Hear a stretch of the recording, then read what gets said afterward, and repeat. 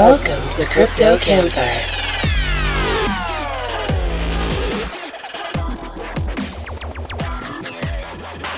It was either this or join a Nickelback cover band, Mitch and the Professor, featuring special guest Scott O'Malley.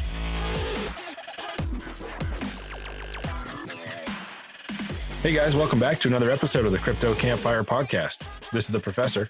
And Mitch. And today we're going to be talking with our good friend Scott O'Malley. Y'all probably know him better on Twitter as Ben's Dad 143. But before we start talking to Scott, let's grab that crypto news from the Crypto Gent. Thanks, Professor. Hello, Crypto Campfire listeners, and welcome to the cryptocurrency news in a flash with the Crypto Gent. BitPay comes clean about controversies with new features and crypto support coming soon. BitSpark forced to shut up shop in Hong Kong amid coronavirus and protest fears. And Tron is coming under criticism over TRX hard cap. That's the cryptocurrency news in a flash with the Crypto Gent. And it's back to you, Professor. Thanks a lot, Crypto Gent. You know, I say this a lot, Mitch, but this is another podcast that has been a long time coming. Oh, indeed. It sure has.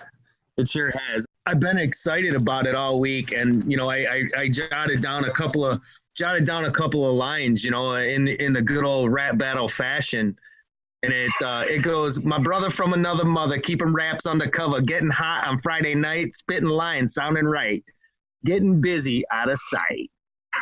Oh shit! You even wrote a fucking rap for him. Hell yes. Hell yeah! I love it. Let's man. bring him in. Let's do it, Scott. What's going on, man? Welcome to the show. Hey boys, what's going on? Good to have you. Good to be here. It's gonna be a good time. Yeah. So we know you're a mailman now. You just told us that before, which is funny because my wife, when she was doing the research, says, "Is he a mailman?" I was like, "Oh, I don't know. Maybe." She showed me a GIF that you sent. It was like something about I'd be out of a job, and it was a mailman. And so that was awesome. Yeah, I remember it. Yep. So obviously that's what you do outside of crypto. How, as a mailman, did you discover what Bitcoin was, and then what pulled you into the crypto space? Well, to be honest, you know, I was looking to supplement some income in doing a bit of like investing through like a Scottrade or Ameritrade and stuff, and I was doing a little bit of research on that. I came upon this gentleman named Tika Tawari. He was on one of the shows or something, and he was talking about it, and I was really intrigued about it. So I started doing some research, you know, a little bit more research about it, and that was it. I was hooked. It's kind of hard not to be, right? Once you discover it, and once you start pulling back the curtain and realizing what cryptocurrency is and all the altcoins and everything, it's just there's no going back. You know, you're stuck. You're right, because when I first started, you know, and I was new and I was inexperienced, you know, I'm not a trader by any means. You know, I'm an investor. I'm terrible at doing stuff like that, so I just leave it alone. But when I first started, it was so hard there was so much to look at, so much to absorb, and you know, pick this, pick that. It was so hard to find a project to latch onto that you could feel confident about, that you were, you know, that you felt good about investing your money into. You know what I mean? Where you're not worrying about things, you know. And then totally. There's so much bullshit in the space that it's like trying to filter through that to find the good stuff is tricky. Yeah, there's a lot of noise, and it's hard to, you know, if you're not, like, I would hate to be new right now. Because, you know, if I was new and I went on CT, I would just turn it off, and I would say, fuck that. I'm not doing that. You're not kidding. Sometimes, some days it's right. like, what are we thinking? You know, and I'm as guilty as everybody else. You know, it's just, it's you get passionate. There's a passion involved in this, and it's real. I mean, it's not, this isn't make believe to me. I mean, this is fucking real, and you know, and I have high hopes, and it's exciting. It really is. I'm fucking stoked. We're definitely not in Kansas anymore. There's no question about that. I mean, the fucking tornado is here, so, you know, ride the winds. That's all we can do. And this thing's going to take off. It's just a matter of being patient. You know, if there's nothing else I've learned in cryptocurrencies since I got in, is patience. I think that's one of the hardest things to master. And once you do, it becomes so much easier to tolerate. This is the thing about the journey, boys. So, Mitch, when we land, who do we land on? When we land on the moon, In Oz or wherever our house. We said we were in a fucking tornado and we're no longer in Kansas. I'm just wondering who we're going to land on. oh, right. Say it, but we wouldn't want to air it on the podcast. So. I can think of a certain person that I'd like us to land on, but that's all good. Yeah. We'll leave that. We'll leave that. Yeah. It is a journey, though. You're right, man. It's a journey. It's a huge journey, and it's a fucking exciting one. And you know what the best part about the journey is that you control it. You know what I mean? We're so early in this that we can kind of, I don't know. It's weird. It's kind of like we kind of hold our future, our children's future, the future of other things. You know what I mean? We're kind of like pioneers, and it feels kind of cool to be early. You know? Yeah, seriously. I mean, I've been in tech my entire life, yet still for some reason, like I was never on all those like trends, like the next social media platform that came out or like the next tech that came out. I was always stuck focusing on the thing that I was most excited about, which was always something I'd been working on for a while, and so I'd get in my groove on whatever language it was I was learning for coding or something. I'd be working on that. And I was never quite in the forefront of the next gen stuff. Right. In crypto, though, it's like we're all here at the very beginning of this incredible paradigm that we're about to adventure into. And Great. We get to experience all this together and we get to see it firsthand. And it's no longer hindsight is 2020. Like we are in what is going to be those moments. I just love that we can recognize that now and we can take advantage of it and we can really reap the benefits of it and experience all the excitements that it has to offer. Right, and in the same sentence, what I would hope and wish is that we could all do it together as one. You know what I mean? There doesn't need to be all these tribes and we're all doing this for the same reason. It's for the future, whether it be whatever coin you're in, whatever currency you're in, whatever project you're in. We should all be rooting for each other. Seriously, it's not a good look for crypto, and it's not a good look for us. I mean, we should all, I wish I had enough followers on Facebook. I mean, on Twitter, to like spread a message like that, because I would every day. But I can't reach that many people. But someday, hopefully, when things settle down, it'll get it'll get there. How many followers do you have, Scott? I only have like 300. I've been on it since 2010. So, and I didn't get on Twitter for crypto. I didn't discover crypto till, probably 2017 in November, like everybody else. But, I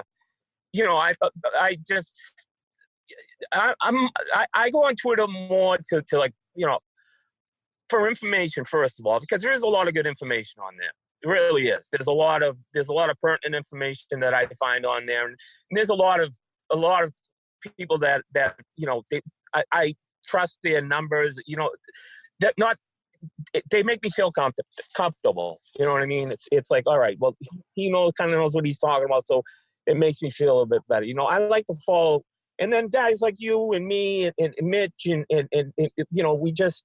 On a Friday night, we just have a time for a couple of hours to kill because we're learning how to be patient and we're learning how to get along, and I mean it should be that way.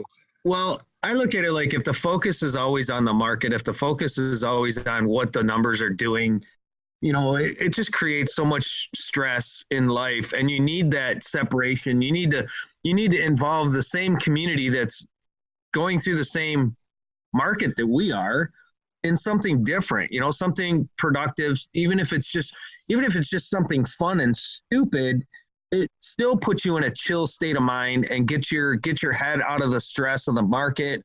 and just kind of changes the tune a little bit and lets everybody kind of come together for a sole purpose of just having a good time, Right. because we can't just go, hey, let's all meet up at O'Malley's and go have a party. We just can't do it. Right. Right. We can on Twitter, and we can all get together from all over the freaking world and have fun and just hang out. And that's what I like a lot about it. And the community I've learned is everything. And you're right. When it comes to tweets and it comes to putting that positive stuff out, on a daily basis, the more you do it, the more people see it. You know what I mean? And Yeah. it's not always about the amount of followers that you have. It's about the quality of the followers you have, because you can have 10,000 followers and only 1/10 of those be legitimately worth having as someone to follow or follow you, right? So that means a lot too, and you get their reach. So it's not always about your reach; it's about everybody's reach combined, and that's like you hit the nail on the head. We just do this together as one and stop. I think ego's got to get put to the wayside. Yeah, egos. It's bad. It's just bad for business, and especially in a new space like this. Like I said, for anybody that's new and they're looking for advice, and you got these big accounts fighting with each other. It's like, where do you turn? I hope it. I hope that it settles down, but all we can do is educate and spin a positive vibe, I guess. So, that's it. That's all we can do.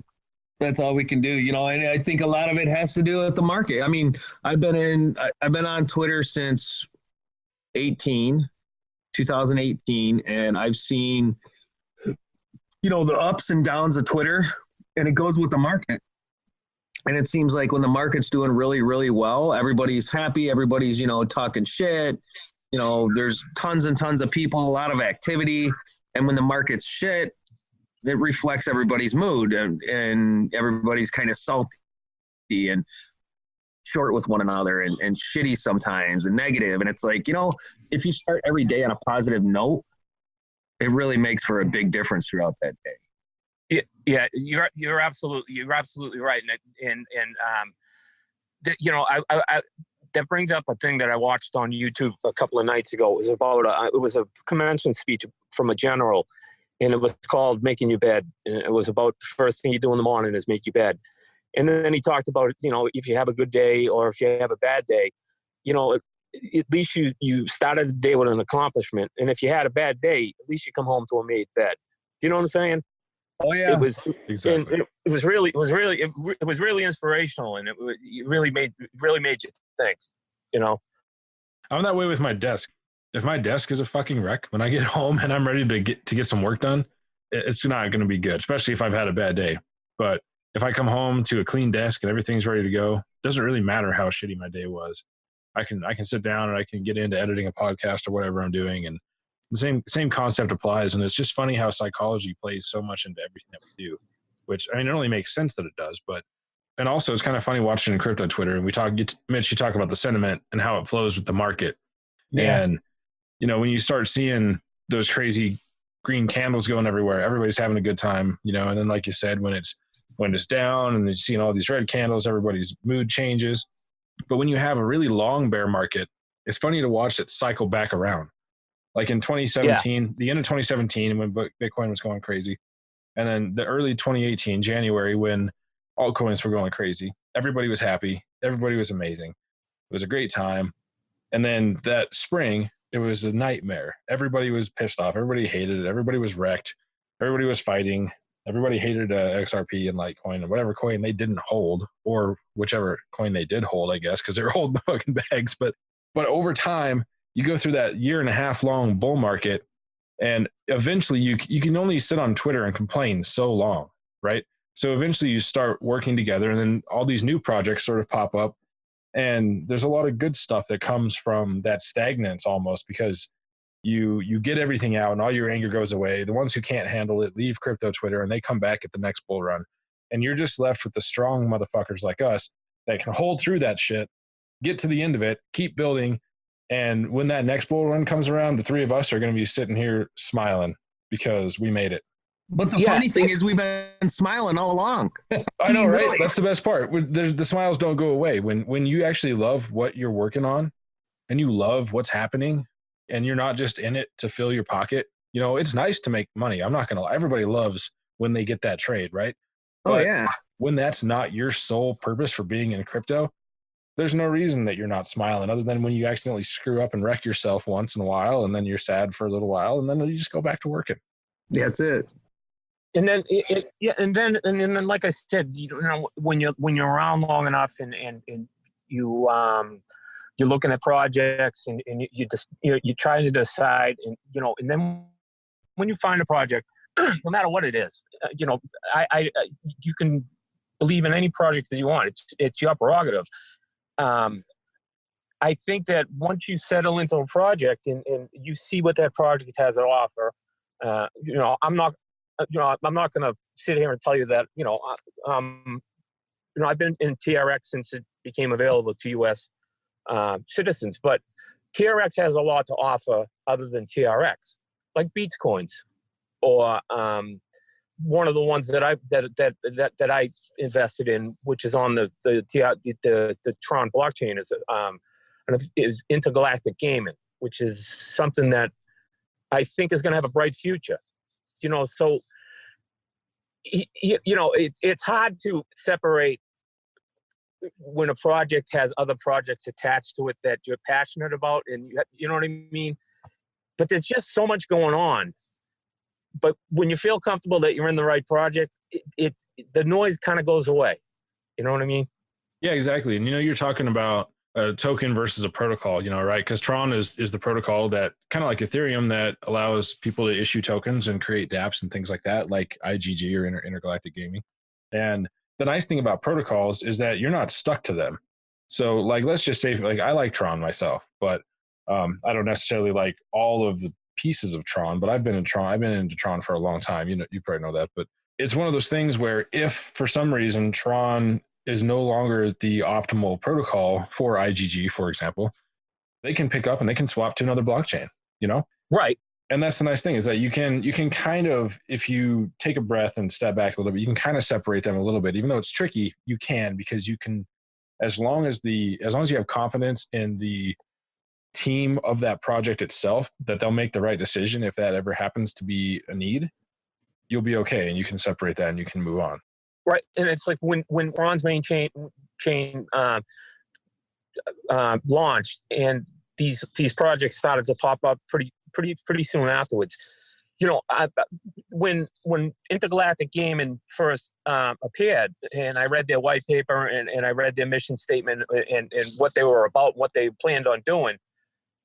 You know, I was at the doorstep as far as being early, and I've been with it ever since. And it's so fascinating and so exciting to watch progress, to watch people getting excited about the project.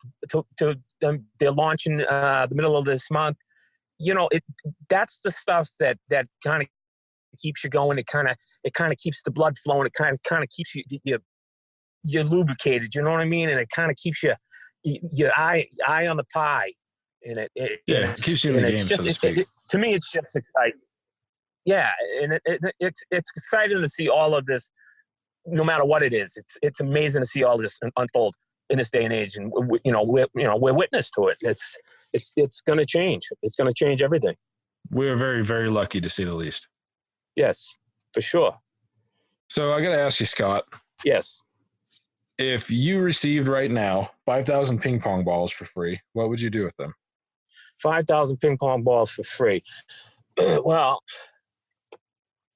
I would probably fill them all with water. Then I would freeze them. And then I would throw them all in a swimming pool. And then I would probably this is going south. Do a giant ice bucket challenge with it. Nice. That's a less evil, I guess, than what I was thinking. You started saying filling them with water and freezing them, and I'm like, man, this is like the worst airsoft battle or paintball battle I've ever seen. Listen, I've been hit by frozen paintballs that they don't tickle. No, it's not. I was going to say, it's not good. No, That well doesn't I'd go sell away. them for 10 cents a piece and make a few bucks. You fucking capitalist. You can do it. Yeah, design our ice cubes. Says me, right? Says me. That's awesome. Oh man, 5,000 ping pong balls. That's a lot of ping pong balls, though. Like how much space would 5,000 ping pong balls actually take up? They're like an inch in diameter? Yeah, so an inch, so 12. So 12 by 12, that's a foot. So I don't know. 144 times 12 is what? So 1,400, like 1,600-ish, 1,1700-ish per foot. So that's not that much space, actually. You get a lot of ping pong balls in a single box. All right, so now that we're done with this math tangent, Jesus Christ, how did that happen? What kind of day is it? I go from cutting down a Christmas tree to calculating how many ping pong balls I can get in a square foot. Jesus Christ. Mine's always working. It is, right? It never slows down. That's all right. So Scott, tell me, have you ever used a crypto ATM yet? You know what? I one of the stores that I delivered to has a Coinstar machine, and you can buy Bitcoin at that machine. That's the only one that I've seen locally, but I've used that one a few times with a couple $100 and bought some Bitcoin with the Coinstar machine. But hopefully they'll come around. Have you ever like put it in your maps on your phone and said like say coin flip ATM near me or coin flip ATM? I have. There's a couple. There's actually a couple in Cambridge, which is a suburb of Boston, and there's a couple actually in Boston itself. So there are 4 or 5 in town. We're gonna have to work on getting one close to you. You know what I will say though is there's no coin flip ATMs in all of Massachusetts according to this map I'm looking at. There's Bitcoin ATMs, but we're gonna have to talk to Daniel. The Bitcoin ATMs are I think the ones. I don't think they offer the TRX or anything other than Bitcoin yet. You might be right. Exactly. We're going to have to poke at Daniel or Dustin maybe and tell him to get some out there in Massachusetts. Absolutely. So on average, how many people over a month span outside of Twitter would you say you run into that are into crypto, or how many people do you talk to daily about it? Believe it or not, I got a couple of guys that I didn't get them into crypto, but that I work with. One of them's he has a bunch of Ethereum, and another one has a bunch of Bitcoin. But other than that, it's hard because I see a lot of people during the day, but I don't have enough time to explain. Yeah. You know what I mean?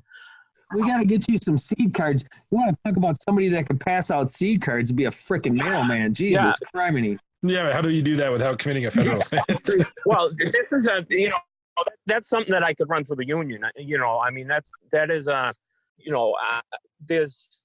Or I don't know how exactly that would work. Wouldn't that be great if you could mail that to every single address in the country? Oh my God. A seed card. That would be so cool. It would be. Unbelievable. So we're going to start organizing mailmen.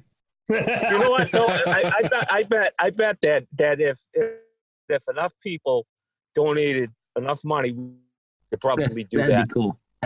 Oh yeah. Oh shit. The sad part is that most of it would just get thrown away immediately and considered junk mail before anybody actually even scanned a QR code. That's the worst part about it. So you have kids, yes? I do. Actually, that's actually a really, it's a really tough subject with me. Okay. And I'll explain if you guys want to hear it. If not, that's fine. It's up to you. It's whatever you want to share. Yeah, man. If you're not comfortable talking with it, that's cool. I know your kid's really, really important to you. So. Yeah, it has a lot to do with where I am now. So you know what? I will tell my story, and I'll try to make it as quick as possible. So, I grew up in up around Boston area, and I was a hyperactive kid. I grew up in like a woodsy kind of area, and I was always out and stuff like that. And and I had a pretty decent childhood, but I had a couple of real big events in my life that kind of changed my way of thinking. I had a daughter in 1992, and when she was 18 months old, she was diagnosed with an astrocytoma, which is a brain tumor, and it was fucking devastating, to say the least. And the doctors gave her maybe a couple of 3 years to live, and it was heartbreaking. You know what I mean? And and she, she lived till she was 12 years old. She passed away in 2004, and it was long. She was with us longer than we thought, which I was so thankful for. But it made it so much harder to say goodbye because I made more memories with her. If that makes any sense, you know what I mean? And then we had a son in 1999. His name's obviously Ben, and Ben's autistic, and he's a challenge on his own. And Ben, Ben lives in like a controlled environment. He lives in a house in a couple of cities over, and it's a great house. It's a program that he lives in, but it's hard. You know what I mean? It's hard being separated from your child, especially when they have special needs. But it changes your views. It changes the way you think about things. And when I turned a certain age, and I had all this shit and all this misery and bullshit and stuff happened to me, and I just, when I was drinking a lot, and I was just a mess, and I just came to a point where I said to myself, it's time to shit or get off the pot, and I just turned it around, and I just said, fuck it, I'm just gonna do this, and I just started just not doing for myself, and I started doing for other people. And I started helping people, and because of my age, I have some wisdom now. And people, once I got my head straightened out and I got all my ducks in a row, people started coming around and asking me for advice, and I got a family living with me now. I remarried from Ben's mom, but I married this woman, and I love her to death. She literally saved my life, because if she never came along, I don't know where I'd be. But so we bought a house together, and we have extended family living with us, and there's a girl that lives in a house, she's 11, and a boy that lives in a house that's 14, and they're not mine, but they came here when they were young, and when they came here, I said to myself, something's going on. I think that this is happening for a reason, because a daughter was taken away from me, and because I wasn't able to be the father that I wanted to be for my son, as far as being, I had a second chance, right? And I'm taking that second chance, and I'm giving this 14-year-old advice, and I'm helping the 11-year-old girl with things, and it's just, and I'm helping everybody around us. It's so much more for me to help than it is to be helped, because it's much more rewarding to me now. And sure. And this gives me hope that someday I can provide for them. Other than love and support, I can provide for them in other ways as well, and they just mean the world to me. And I just really wanted to get that out there, because they're a big part of it. Awesome, man. I mean, it's a heartfelt story, and I can't imagine. I've been blessed with two children, and both of them have their health, and so yeah, I don't know what that would be like. I can't imagine, but to commend you on, sticking with it, pulling your head out of your ass, and pulling your life together. We do get wiser with age, and we do, attain a lot more wisdom as we get older. And a lot of that comes from decisions. A lot of it comes from mistakes and learning from those mistakes. And the best ones come from learning from others' mistakes. But yeah, that's a tough one. And, like you said, everything happens for a reason. And that's another thing I've learned since I've been in crypto, is that the universe has a way of providing, and the universe has a way, there's already a plan, and our choices and decisions guide us through that plan. So yeah, I don't know what else to say about that, but I appreciate you sharing that with us. Yeah, and it's, when I look at my son and and I talk to him every night on FaceTime, and we're face to face and stuff like that. And I long ago I thought to myself, there's got to be a reason, that there has to be a reason why this happened. And I thought to myself, you know what? If this kid has my personality, which he does, which is compulsive, impulsive, addictive, whatever you want to call it, I'm just 0 to 100 on everything. Wide open. So I just think to myself, if this kid had my personality and he wasn't, he wasn't who he was, then the day and age that we live in, with all these poor kids, passing away from all the drugs and alcohol and all the texting and driving and stuff like that. That's my silver lining. My son, I lay down at night and I know my son's safe, and I know that he's home. You know what I mean? So that's where I changed from being like, oh shit, why the fuck did, you fucking take a daughter away from me, then you fucking give me a one with autism. Jesus fucking Christ. What, you know what I mean? But I had to turn it around and say, you know what, it's not about me. It's about him and what's best for him, and that's what's best for him. And I've just found it to be the positive, and that's the driving force behind basically everything I do, and it's guided me well.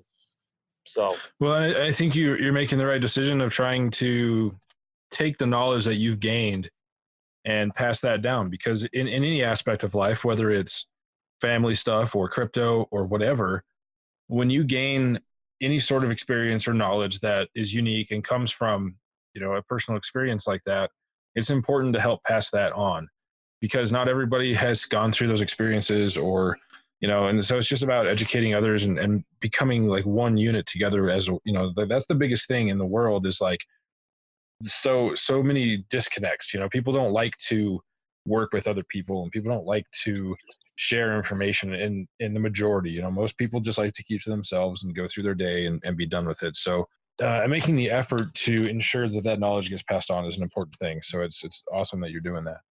Yeah, and it should be that way for everything. Especially when we have such a young technology, and we're trying to find our footing, and we're trying to find our way, and we need leaders. We need people that are going to lead, and if I could, I would. But like Mitch said, I can do my part, and I will. I mean, this is what needs to be done in order for this to really start to get going. I mean, it's going to happen eventually, but we're not making it any easier. Let me ask you something. What to you defines leadership?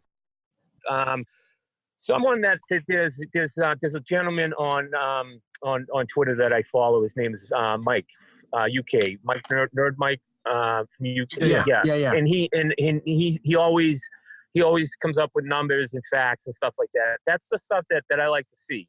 Like, you know what I mean? Because they're numbers, and they make me, they put me at ease, because I know that this is still moving along.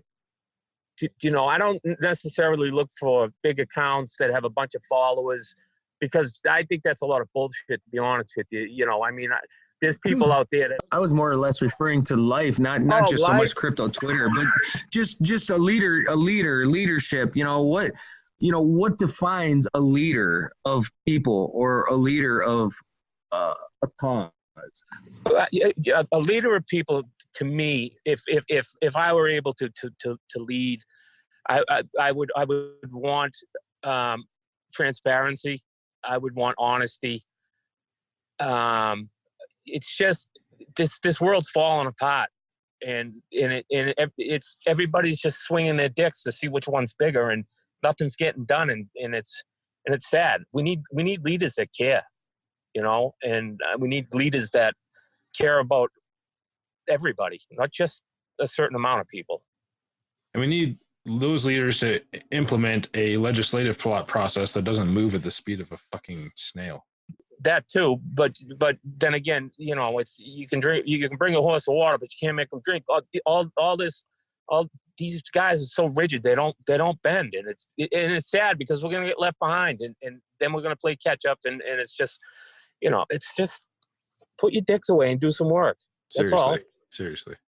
And that goes with everything in life. I mean, to me, leadership is basically what you said. It's about integrity, and it's about, someone or something that's doing the right thing for the majority and for people, and not for an agenda, a monetary, self-fulfilling agenda. Let me put it that way. Perfect. Leadership is someone that's, to me, is someone that's not afraid to step out front and put themselves out in front to take the bullets, whether it's words or whether it's criticism or whatever it is.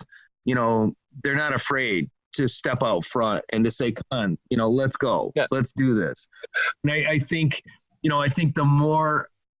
leadership is some people are inherently leaders, and some people gain how to lead over time.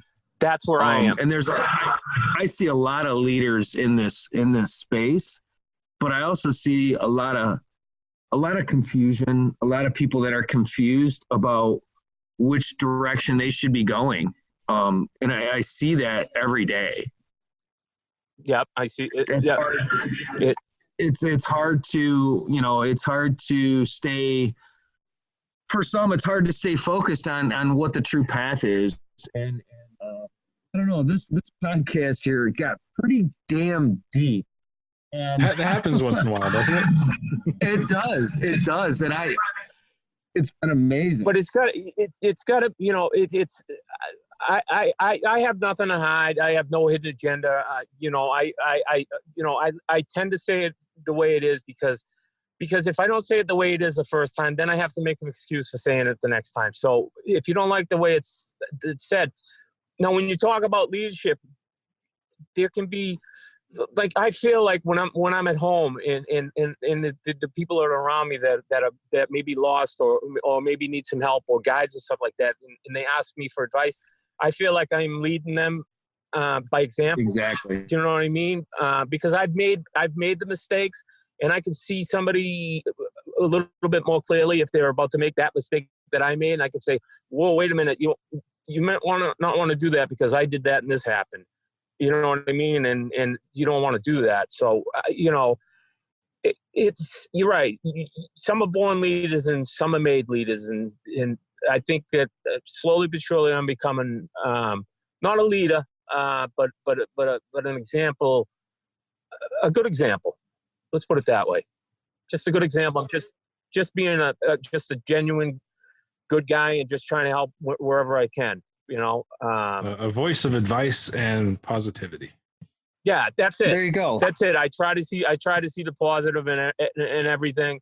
And like I said, I fall into the trap and I'll throw out a shitty fucking tweet on Twitter because I'm in a pissy mood, and then I feel fucking guilty, or I'll start one and I'll delete it. I'm like, what am I doing? But it's passion. It's passion, and you know what?